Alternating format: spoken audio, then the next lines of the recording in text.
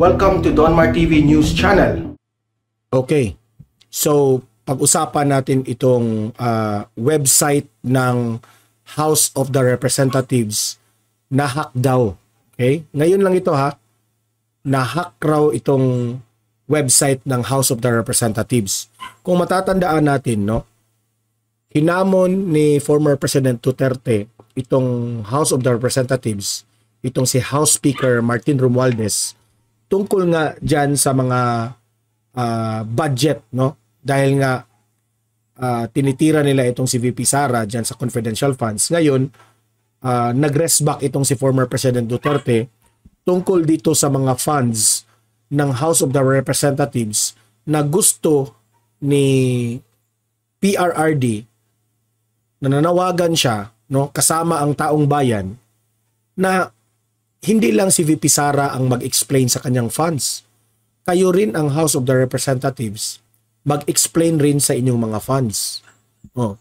Tapos itong si Sas Rogando Sasot, question niya, no, na paki-explain yung mga extra, mga, anong tawag doon, sa mga extraordinary funds, sa mga confidential funds na hindi nyo sinasabi sa taong bayan. Meron kayong mga funds na unexplained. So yan, kumakalat yan the other day, no? Na para patas ang lahat, hindi lang si VP Sara ang mag-explain sa kanyang confidential funds. Nasa website nga ini at ma-access nyo sa Office of the Vice President ang transparency, kung binigyang idea kung paano ginamit yung confidential funds. Pero sila, wala silang maibigay na clear explanation sa kanilang mga funds. Ngayon, hindi ka panipaniwala, o ang tanong ng taong bayan, na-hack itong House of the Representatives, ang mga dokumento, ang mga datos nila. So meaning to say, na-erase siguro kasi na-hack raw. Oh, yan ang nakapagtataka. Ito ba ay na-hack o pinahack, or ito ay meron ng nagtatrabaho para pagtakpan ang mga ebidensya? Yan ang pag-usapan natin, okay? Kasi issue ito ngayon, no? So, bago natin yan ipagpatuloy, i-like at i-share itong video natin sa Facebook at sa YouTube para kakalat ito sa taong bayan. Okay? So, sabay-sabay tayong mag-like and share sa Facebook at YouTube, Donmar TV, 1, 2, 3, go! And also guys, i-subscribe, i-follow itong Donmar TV para lagi kayong updated sa mga balita na kagaya nito. Okay? So, sabay-sabay tayong mag-follow and subscribe sa Donmar TV sa Facebook at YouTube, 1, 2, 3, go! Thank you. So, mag-re-react tayo dito, ha? Oh, yan ang actual, itong picture na yan nasa gitna. House of the Representatives, meron nang nakalagay, "You've been hacked. You've been hacked. Have a nice day." Oh, ayan. Happy April Fools kahit October pa lang. Oh. So, maraming mga nag-analyze dito sa taong bayan na hindi raw ito hinak. Okay, sabi dito, na-hack daw ang website ng House of the Representatives. Burado ang files, meaning na-erase yung mga files. After nating isiwalat ang legalized corruption, no? Sino ang nag-legalized corruption? Nagsiwalat dito. 'Di ba? Marami nang nag-question. Isa na dito, tinitira sa ni former President Duterte at yung si Sas Rogando.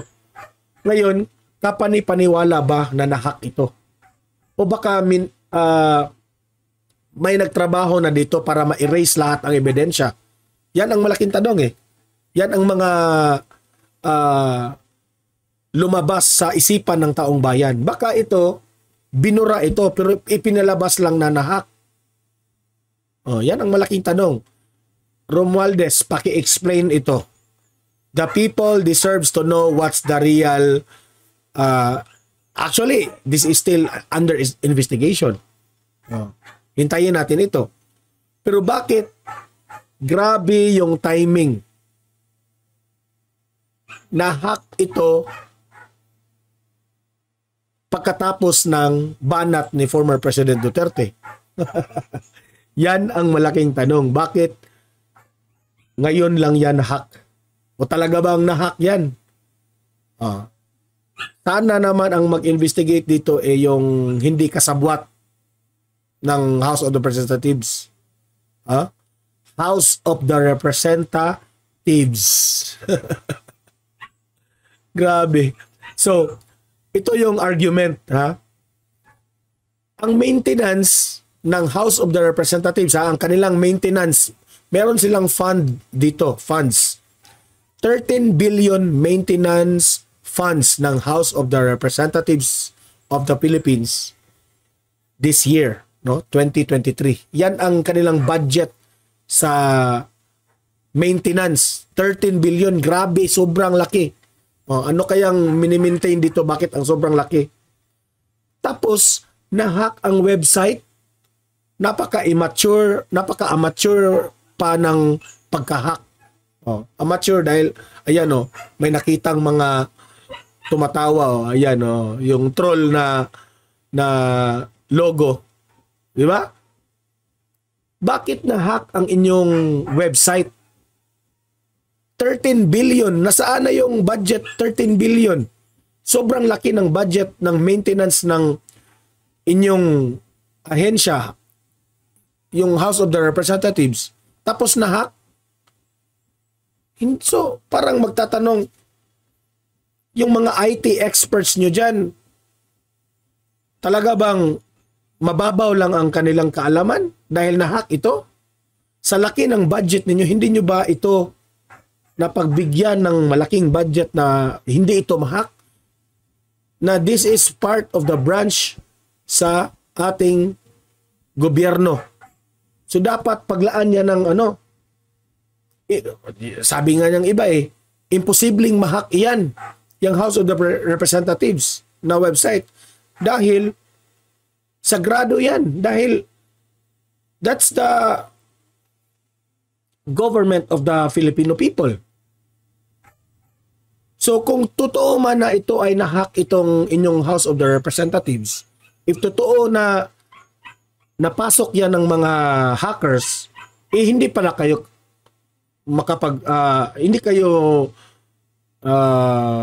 hindi na maniniwala yung taong bayan sa inyo. Hindi kayo kapag anong tawag dyan? Wala nang trust sa inyo ang taong bayan dahil ganun-ganun na lang, ma-hack pala. So kayo yung namumuno ng Pilipinas, kayo yung leaders na binoto ng taong bayan, pero ma-hack pala kayo. Is that the type of leader na ating i-produce dito sa Pilipinas? If you are a good leader, Martin Romualdez, hindi ka papayag na ma-hack yung House of the Representatives. Ganyan na ba ka-easy ma-hack ang inyong website?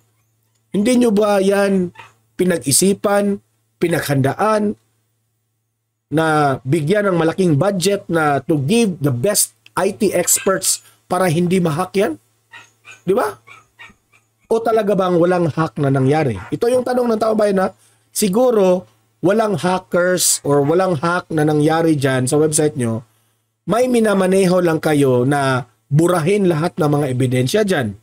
Nagtatanong lang ang taong bayan. Okay?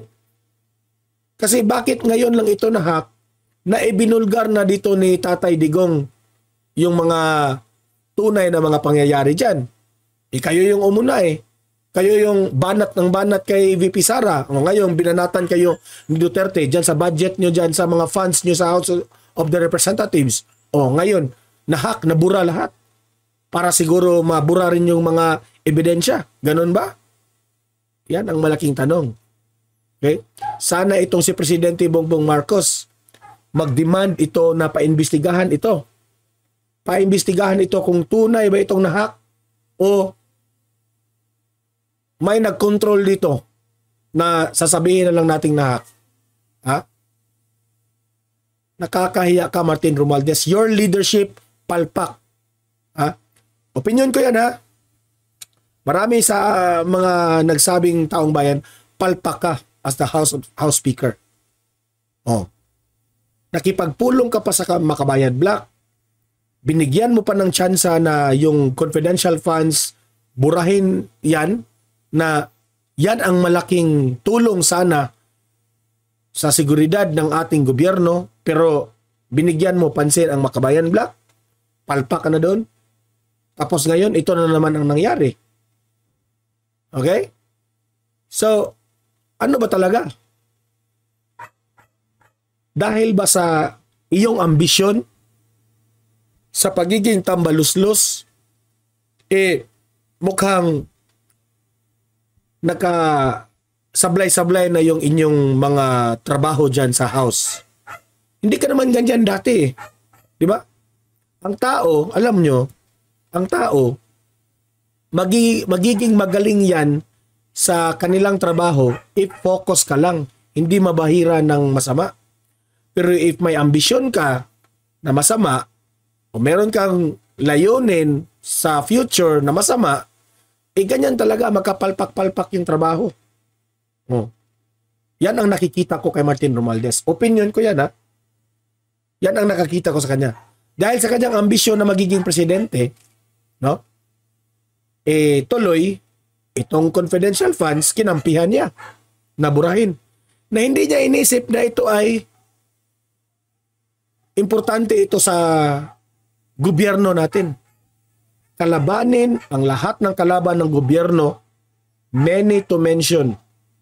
Pero dahil sa kanyang ambisyon, no, tatanggalan nila ng confidential funds si VP Sara para mapilayan ang kanyang trabaho dyan sa being Office of the Vice President at saka yan sa DepEd.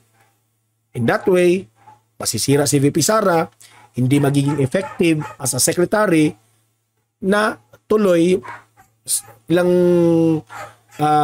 paningin nila, ito ang ikakabagsak ng mga Duterte. So para sa upcoming election na 2028. Na mismo itong si VP Sara, hindi ito hungry. Sabi nga ng ibang mga analyst, itong si VP Sara ayaw nang tumakbong presidente. Ayaw nang tumakbo. Okay na yung vice president. Pero itong si Tambaluslos, grabe. Okay? So, yan kasi ang problema natin dito sa Pilipinas. Yung mga ambisyon natin nakasisira ng ating karir. So kayong mga audience ko dito, libre kayong mag-comment, mag-react tungkol sa issue na ito. Maniniwala ba kayong na-hack itong House of the Representatives? Bakit ngayon lang ito na-hack na may ibinulgar na si Presidente Duterte? Okay?